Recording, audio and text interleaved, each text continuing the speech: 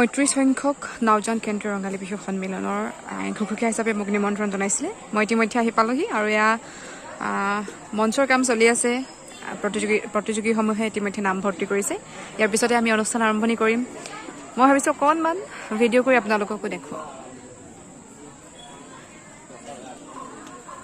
প্ৰতিযোগিতাৰ সময়লৈ এতিয়াও সময় বাকী আছে গতিকে মানুহ কম আছে কিন্তু আহিব মানে আৰু আমাৰ বিচাৰক মণ্ডলীক আমাৰ আসন গ্ৰহণ কৰিবলৈ অনুৰোধ জনাইছোঁ লগতে মাধ্যমটি মই আমাৰ আজি সঞ্চালিকা বাইদেউলৈ আগবঢ়াই দিছোঁ আৰু তেওঁৰ দায়িত্ব পালন কৰিবলৈ অনুৰোধ ৰাখিছোঁ ধন্যবাদ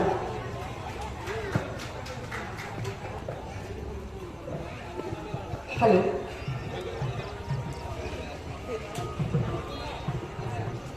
শ্ৰদ্ধাৰ সুধীবৃন্দ পোনপ্ৰথমে আপোনালোক সদৌতি লৈ অসমীয়া নৱবৰ্ষ আৰু ৰঙালী বিহুৰ আন্তৰিক শুভেচ্ছা জ্ঞাপন কৰিছোঁ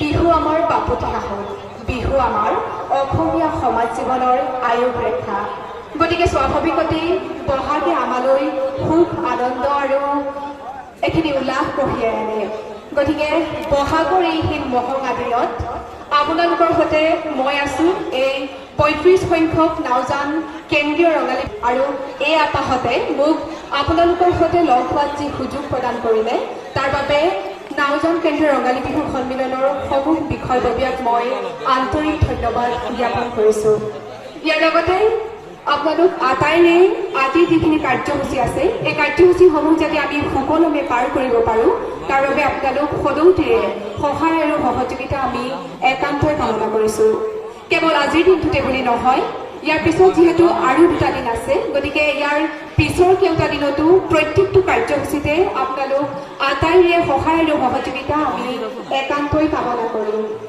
ইতিমধ্যে আজি দিনৰ ভাগত কেইবাটাও খুব ধুনীয়াকৈ কাৰ্যসূচী সফলভাৱে ৰূপায়ণ হৈছে আৰু তাত আপোনালোকে যিধৰণে আমাক সহায় আৰু সহযোগিতা আগবঢ়ালে তাৰ বাবে আমি আপোনালোকৰ ওচৰত কৃতজ্ঞ হৈ আছোঁ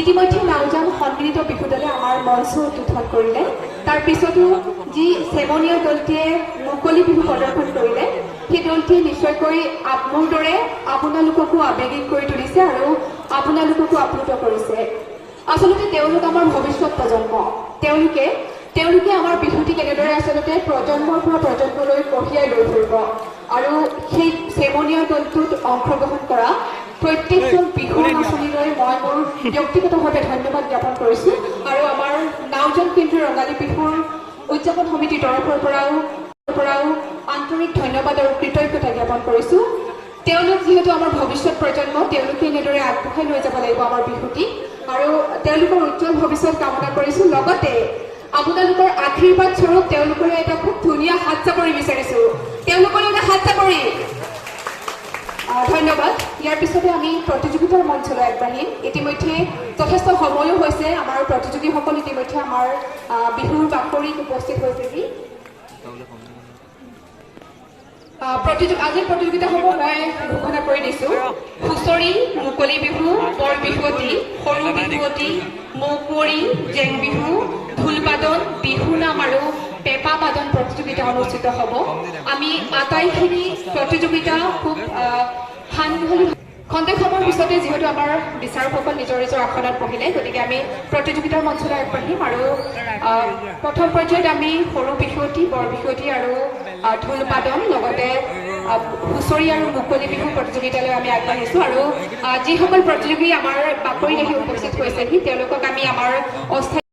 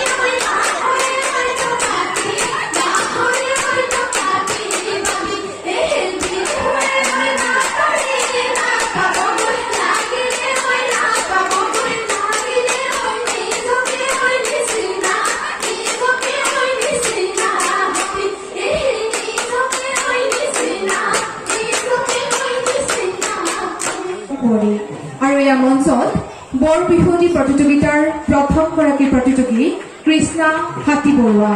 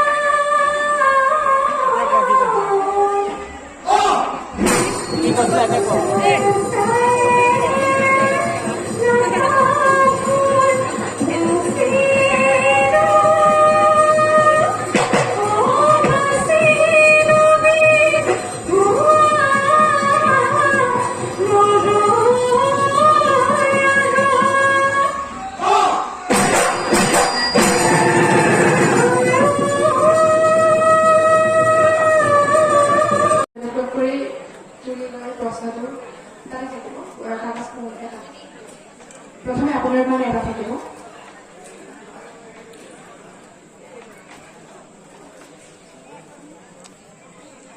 নমস্কাৰ বিচাৰক মণ্ডলী, মোৰ প্ৰশ্নটো হৈছে অসমৰ জাতীয় ফুল কি? কপৌ ফুল। ঠিক আছে, ইয়াৰ পিছৰটো প্ৰশ্ন থাকিব আপোনাৰ দলটোলৈ। কোনোবা এগৰাকী বিহুৱাক মই এটা প্ৰশ্ন তুলি ল'বলৈ মন জনাইছোঁ। নমস্কাৰ। ইয়াত বিচাৰকৰ 1 নম্বৰ বুলি লিখা আছে। দুবিধ শিঙাৰ নামৰ বিষয়লৈ ক'বলৈ কৈছে। মই এতিয়া কৰিম নে শিঙা দুবিধ? ৰং শিঙা আৰু কম শিঙা। গতিকে প্ৰৱেশ কৰি ইয়াত উপস্থিত সকলোলৈকে অসমীয়া নৱবৰ্ষ তথা ৰঙালীৰ আন্তৰিক শুভেচ্ছা জ্ঞাপন কৰিলোঁ। ধন্যবাদ। বৰ বিহুৱতী প্ৰতিযোগিতাৰ প্ৰথমগৰাকী প্ৰতিযোগী কৃষ্ণা হাতী বৰুৱালৈ আমি অশেষ ধন্যবাদ জ্ঞাপন কৰিছো, লগতে তেখেতৰ উজ্জ্বল ভৱিষ্যত কামনা কৰিছো। ইয়াৰ পিছতে আমি মৌকুঁৱৰী প্ৰতিযোগিতালৈ পুনৰ আগবাঢ়িবলৈ বিচাৰিছো। মৌকুঁৱৰী প্ৰতিযোগিতাৰ প্ৰতিযোগী শ্ৰীমতী গায়ত্ৰী শৰ্মাক আমি মঞ্চলৈ আমন্ত্ৰণ জনাইছো। ইয়াৰ লগে লগে আমি মঞ্চৰ কাষত সাজু হৈ থাকিবলৈ অনুৰোধ জনাইছো।